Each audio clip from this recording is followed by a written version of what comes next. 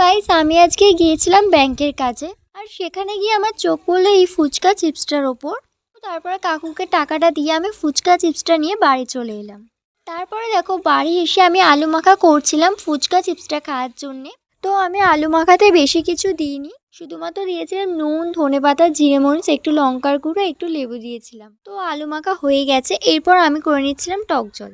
আর আমি যখন ইউটিউবে ভিডিও দেখেছিলাম এই ভাইরাল ফুচকা চিপসে, তো এর মধ্যে একটা টক জল করার জন্য একটা প্যাকেট ছিল, কিন্তু আমি যখন কিনে এনে প্যাকেটটা খুললাম দেখলাম এর ভেতর কিছুই ছিল না। তো তারপর আমি ফুচকাটা দেখলাম, ফুচকার সাইজটাও কিন্তু ছোট ছিল। তারপর ফুচকাটা একটু ভেঙে আলু মাখা ভেতরে দিয়ে টক জলে দিয়ে আমি খেয়ে নিলাম।